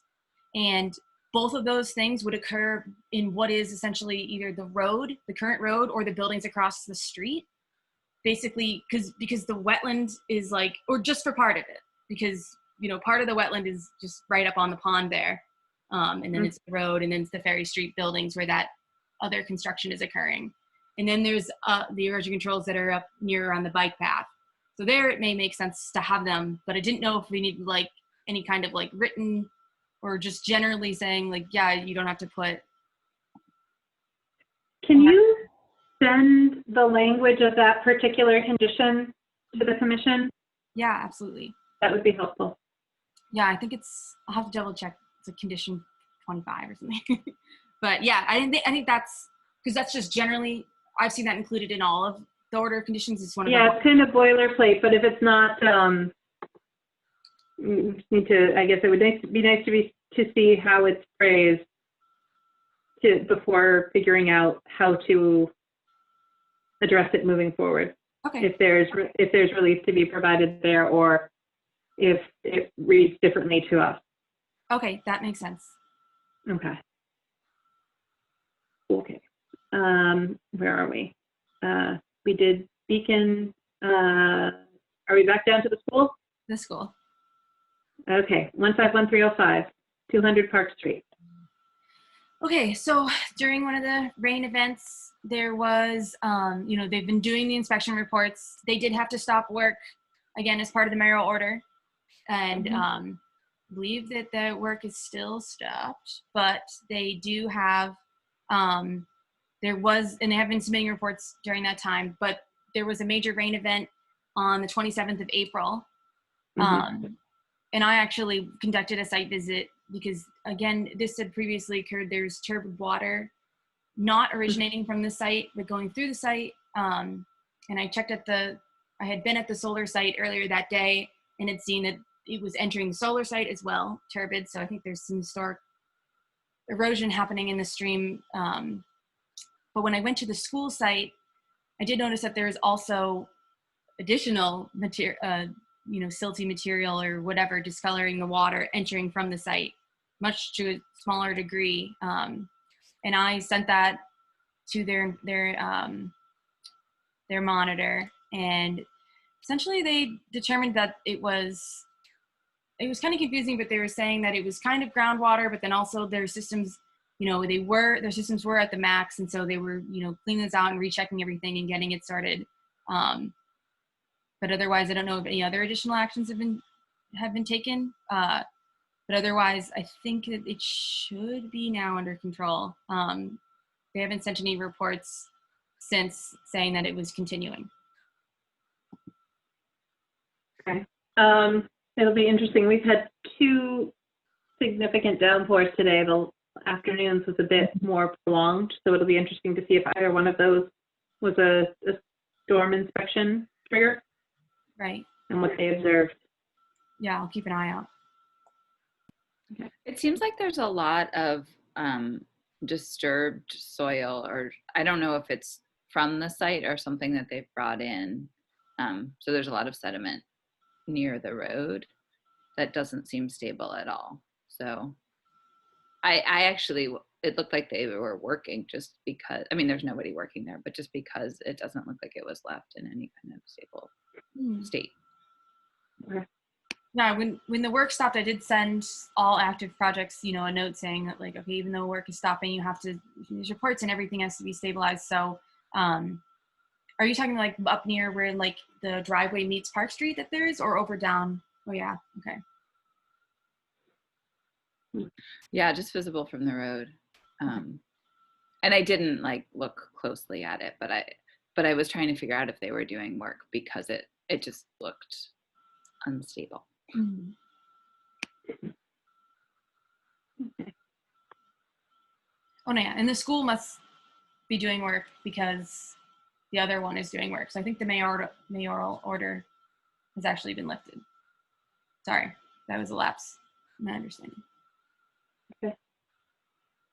Sorry, where am I? Well, oh, last one. City of Easthampton, DP file number 151306, maintenance activities along River Street. So they made a request to repeat the maintenance and just wasn't sure. I just wanted to double check that that was okay. They need to do it again, essentially. In the same footprint? Mm-hmm. That was my understanding. He said it was exactly the same. Why do they need to do it again in the same footprint? Why did it fail so quickly? I don't know. What did they do? They did it in the fall. I'm not sure. I can ask for a clarification. I just thought maybe because it had rained so much or something had happened over the winter. It's just, I mean, just a curiosity. I mean, okay. This is, Julie, this is River Street maintenance. Back when I first started, they had The potholes? the potholes. Yeah. Oh. Yeah, I kind of assumed that it just been from plowing or whatever, but I can ask him and double check. That being the case, what would is that something that is it allowed to do repeat the work again? Is that something that needs to be said that it's like in the order conditions that they're going to do it multiple times, or is it something that? I mean, it should, you know. Generally speaking, it's not like you'd build a house twice. Right. I understand where they're coming from, you know, and I think maybe my part of my expectation of the bundled notice of intent that they filed for non-exempt maintenance activities is that would in the future encompass issues like River Street and the potholes on River Street. And so it, you know, behooves all of us to see what we can see if there's any progress to be made at our next meeting when we bring that topic back up. Okay. All right, I'll call Dan. Like it was asking where the material went that they placed. Is it migrating towards the water? Is it just getting dispersed onto the edges?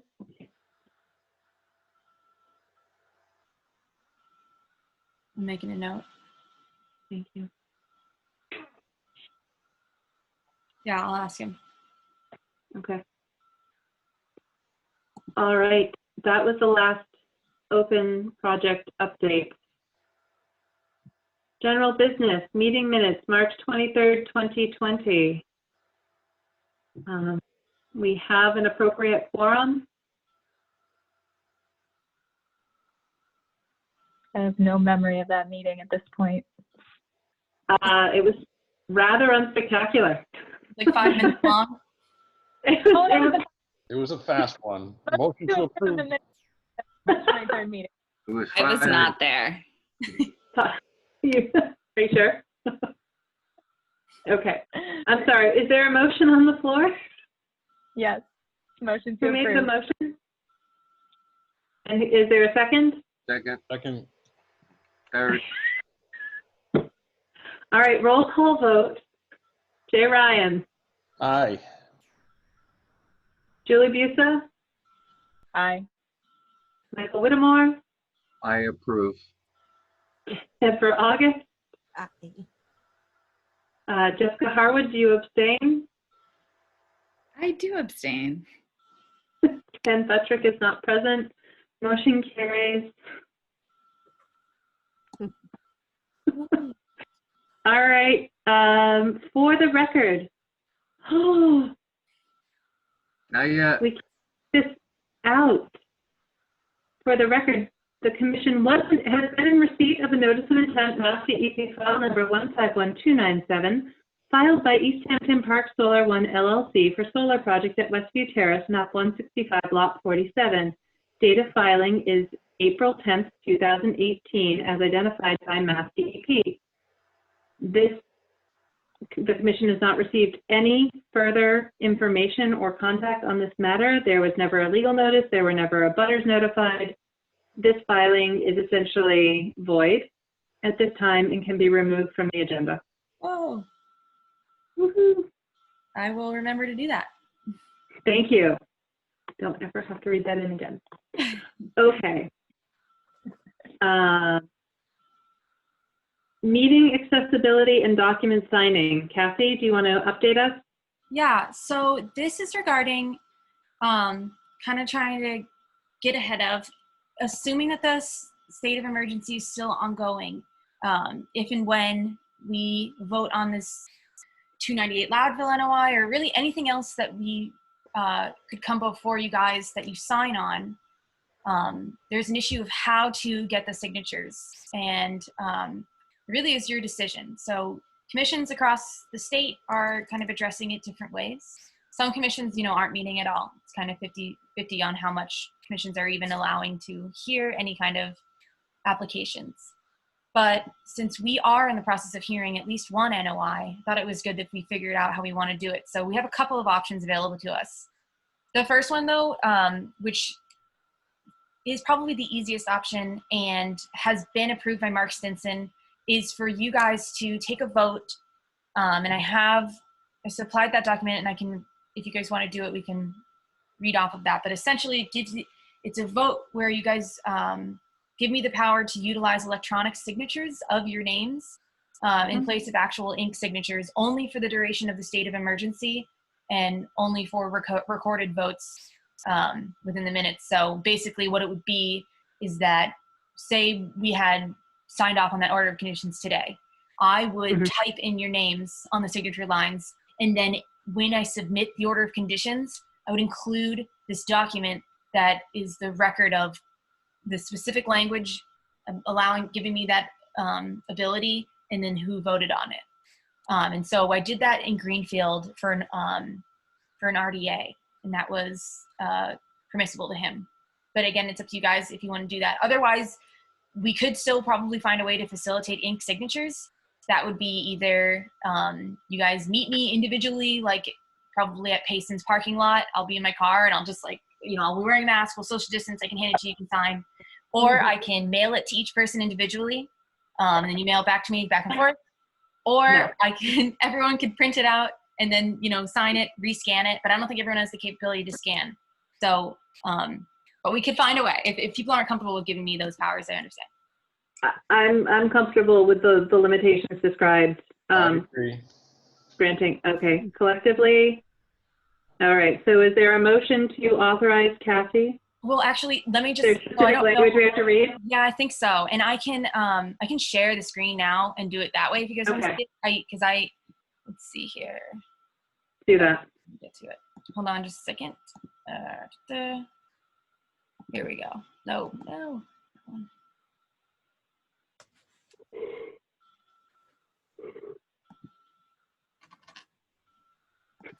Sharing. My computer, I'm just making it load right now. Okay, I'm gonna share my screen.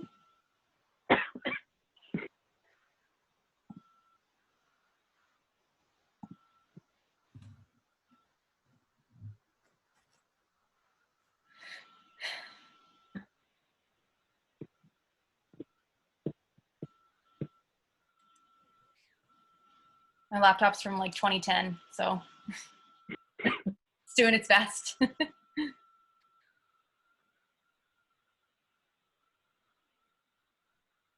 All right, so yeah, I don't know if you can see it. There's the language for the motion itself. And basically what I'll do is I'll fill in how everybody votes at the end and like who's second and all that stuff. But. Okay, so I shall read the motion. To authorize the conservation agent, Kathy Traggart, to electronically sign Easthampton Conservation Commission documents on behalf of individual Conservation Commission members. The term Easthampton Conservation Commission documents, as used in the preceding sentence, means only those documents the Commission voted to issue and sign at a public meeting during the COVID-19 state of emergency. Is there a second? Second. Seconded by Julie Busa. Roll call vote. You scroll down, Kathy? Yes, sorry. There you go. Thank you. All right. Melissa Cody, aye. Jay Ryan, Aye. Julie Busa, Aye. Dan Buttrick, abstain, not present. Jessica Harwood, Aye. Michael Whitmore, Aye. Deborah August. Aye. Motion carries. Awesome, thanks. Thank you. Okay, so having done that, 28 Water Lane update. Yeah, so this was an emergency certification for an underground storage tank, oil storage tank at this property that, I don't know how much you all remember, but it was, the property owner didn't know it was there, and it started leaking into her basement, went from the basement onto her property through a pipe, a drainage pipe in the basement that goes to the pond. And Toward. Towards the pond. It's pretty removed from it, but you know, the oil was slowly making its way towards the pond. There was concern. They had received from DEP an emergency certification just from their contamination department or something like that. You know what I'm talking about? Yeah. Yes. And so they sought an emergency certification from us as well. They completed the work on the 5th, and that was the last day of the emergency certification, but they got it all done that day. And I'm waiting a report from Bill, who completed the work. So that should be coming soon. I know that he has a deadline, I believe, of the end of the month to get that report to DEP. So that's kind of the next thing we're waiting on. But the excavation was completed without major incident, and from his readings that day, he did believe that they got the material out up to what the standards are. Excellent. Okay, so that is good news. Next item, any further discussion there? Okay. Receipt of temporary solution status report number 23 for the former Easthampton Area Work Center at 19 Liberty Street. Is this Eversource? That's correct. Okay. So this is an MCP report? This is a report under the Massachusetts Contingency Plan? I think so. I was hoping you guys might have some more, it sounds like something that's been ongoing for some time. And if you guys have... I think this precedes all of us on the commission. Oh, why not? Okay. Sorry, I lost you all for a moment. Is Liberty Street the one by the 7-Eleven and Riverside? Yeah, so it goes between Riverside and the upper end of Lower Mill Pond. So is this related to the work that they had to do were they closing off the monitoring wells or something? I forget, Jay. Yeah, they were abandoning wells, and didn't they come for a certificate of compliance? Yes, they did. Okay, Julie, I know I had to recuse myself from that one. Yeah. So it seems like it might work though. Is it just like, here's what's going on? They're required to send that to certain boards in the city? That's what it looked like to me. Okay. And I know the report's really hard to read. They sent it in a really small format in a physical form, so that's why it's really tiny. I didn't really have any other way to stretch it back out again when I scanned it. So sorry about that. Okay, I guess I didn't, okay, I'll look at that later. 68 pages, so it's really long. Not sure what they're trying to tell me. Yeah, I was reading it, and there's this general summary. It's just that they've been checking these wells, and yeah, I don't know. It seems like that's something that's been ongoing for quite some time, and is part of this plan that they've already developed with DEP, and that this is just part of the normal reporting for that plan. Who sent that report? Let me double check. I have it. Oh, I think it's from Eversource.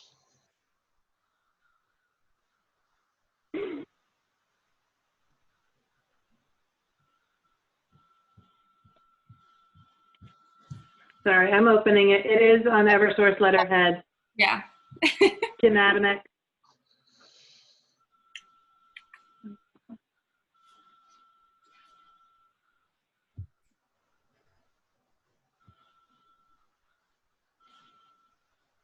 Okay. I don't think that requires any action by the commission. Okay. All right. Receipt of request of possible exemption, from filing for utility repair work near Liberty Street. Yeah, and I have a better explanation of this. So this is from, it's an RDA for Columbia Gas repair work near Liberty Street. And let's see, they're curious to know, they're trying to do natural gas repair work that will be completing near future Liberty Street in Easthampton. Based on the description of the work, it's located in the right-of-way near jurisdictional areas. However, the project is replacing, repairing existing utility lines. It may qualify for an exemption under 310 CMR 10.022A, activities within area subject to protection, except, all these other things. So I can keep reading that if you'd like. So to paraphrase, they're maintaining, repairing, replacing an existing or lawfully located utility that provides gas service to the public. Yes. Then it's exempt regardless of where it is. Mm-hmm. Okay, cool. Okay. Does it matter, knowing how they've been doing it along my street, they're leaving the old line in place and adding a new line? Does it matter? Generally speaking, if it's in the same general, like if they're on the other side of the road, it still generally qualifies. It does come into a bit of a gray area. But really they can't just put it right next to the existing one because they'd have to take the existing one out of service. And I guess my perspective on it is if it's down the road or down the shoulder of the road, it's really the same thing. Okay. But open for discussion. So that came forward as an RDA, Kathy? They didn't submit an RDA. They were asking if they said that basically they've done two things in the past because they had made recommendations for similar work that they just do an RDA and submit it to the commission to create a paper trail of the work, or they can just submit an opinion letter with the plans and a description as a way, especially because of the pandemic. They were like, we don't even know if you guys are accepting RDAs, so like, what do you want us to do? So yeah, that's basically what I'm waiting to find out. It sounds like in this instance, we're thinking opinion letter. I'm fine with that. And if the information that we get from them doesn't match kind of the expectations of what we would consider an exempt maintenance activity, we'll revisit it. All right, cool. Okay. Are we here? Motion to adjourn? Hold on. Wait, let me double check. What? No. Huh? You're breaking up. I'm sorry, wait. I know there's always something that happens after I submit the agenda. Let's see. One thing was that there was, I don't know if you guys remember, we did a letter of support for the building department or the engineering department and for the city. And I have that. It's essentially the same letter of support, but for the new fiscal year. And now that I have the power to electronically sign for you guys, I was going to, just put a note on there that on this date, the commission decided that they were in favor of this letter or like voted to issue this letter of support. I don't know if you guys want to see it. I can pull it up. Yeah, can you pull it up? Yeah, hold on just a second.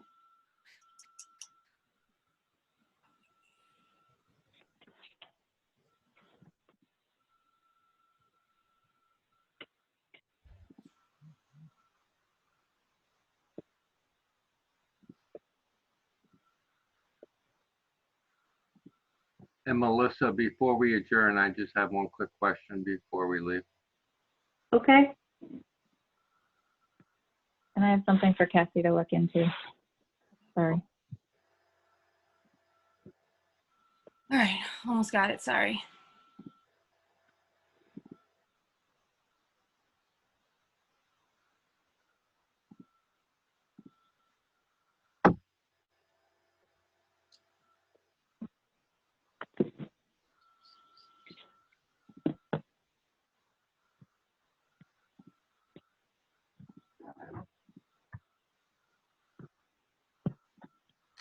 So what I'm sharing with you is just the template. I'll fill in the blanks, obviously, but it's for the MVP action grant. Okay. All right. So this is essentially identical to what the commission issued last year. Yeah. Okay. Anyone want to look at this longer, or is there a motion to issue this fiscal year 21 MVP action grant letter of support? Motion as stated. Is there a second? Second. Roll call vote. Jay Ryan, Aye. Michael Whittemore, Aye. Julie Busa, Abstain. Jessica Harwood, Hi. Deborah August. Aye. Motion carries. Okay, thank you. Thank you. And then, Michael, what was your comment? I didn't get a chance to speak from the public point of view since I have a conflict of interest on 230 Park Street. Mm-hmm. So I just wanted to address the commission real quick. The catch basins or the infiltration basins on the property within the last week have overflown and flooded the property on multiple areas on the east array. So when we have a significant rain event, is the monitor supposed to report back on the property? I mean, there's flooding all over their property. All their solar panels and boxes were flooded. Significant flooding on the property. that would be something that I would have anticipated he would have remarked upon. The monitor, I mean. Well, are the infiltration basins supposed to overflow? No. I mean, it depends on the storm event, Michael. Yeah. They're designed to a certain storm. They're designed to a certain storm event. Yeah, this was on Thursday. So, I mean, I have pictures of the amount of flooding. Concern. It seems like the property was raised and there's a lot more water coming downhill. So, I have a letter being written currently that I'll send to the commission with my concerns. But I think at this moment, I thought it was important just to say that there's a lot of flooding going on based on an inch of rain we had during the week.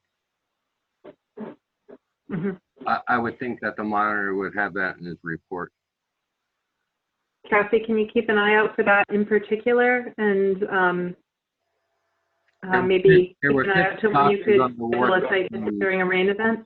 So, I mean, that's a lot of property being underwater, so. Can you send the photos when you do your letter? Yeah, I'll attach it to each. I mean, I could share it now, but maybe it's not appropriate at the moment. I think it needs to be submitted through the proper channels. Thank you. Thank you, Michael. Julie, what was your item? I noticed dumping of yard waste into a wetland area, and I can send it by email if that's better, but it's right outside of, or actually, I think it's inside Nonotuck Park, but it's right across from the residences on, I guess it's called Lowndes Avenue, Lownd.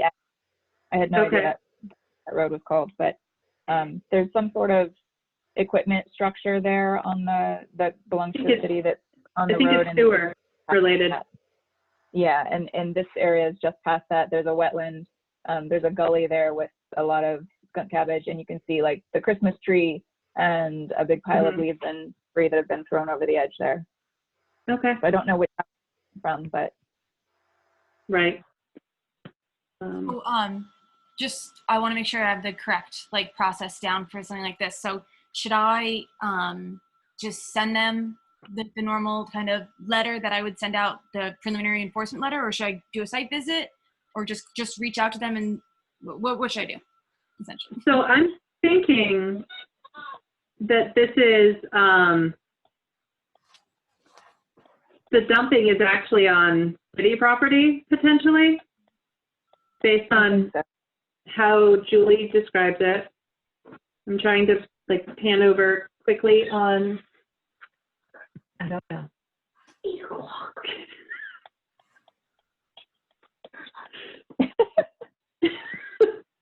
Excuse me.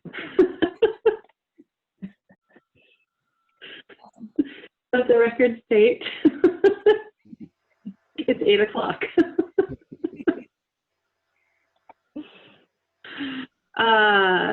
That basically the south and east side of Lowndes Avenue is a large parcel of land owned by the city of Easthampton. So let me see if it goes any further to say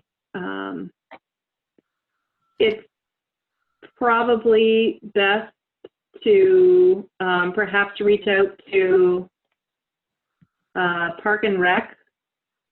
Okay. And just say, you know, at this location, we're aware that this is happening and is dumping in a wetland. Okay. You know, is there anything Park and Rec can do? Gotcha. That makes sense. And then maybe if there aren't already signs there, perhaps Park and Rec has some like no dumping signs, or we could ask about that. Okay. That sounds good. I don't know if anyone else has suggestions.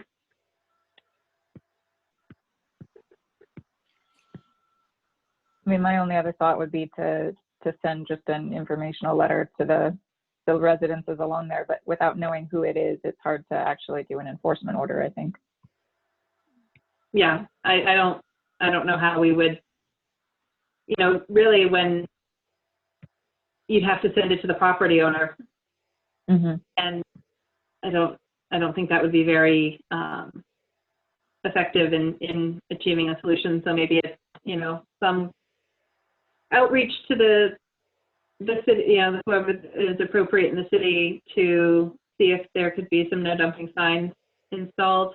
And then I guess maybe it would be worthwhile to, I'm just wondering how much of a can of worms we'd be opening, because I understand the intent of an informational, educational letter, but there's so many locations around the city where, you know, that would apply as well. I don't know if we have the capacity to do that in an equitable way.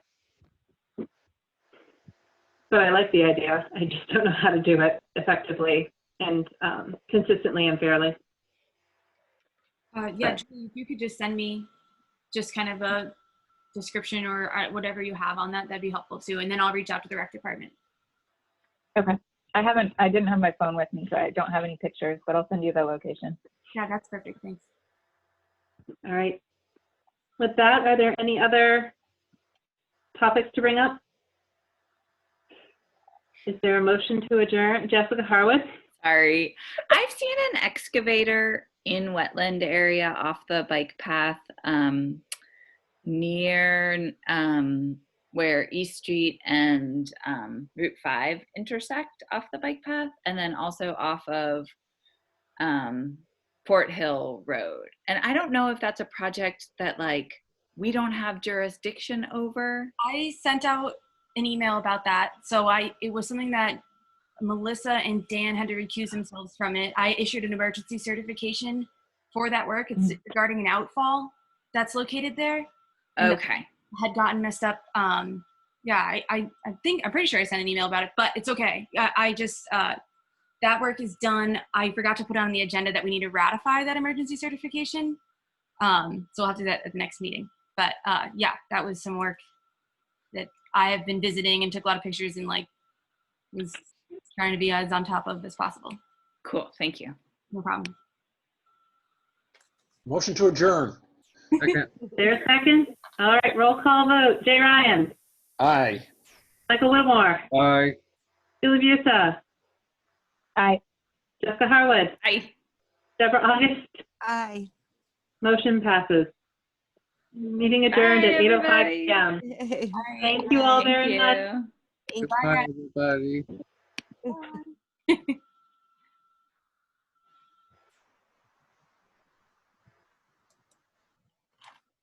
Bye.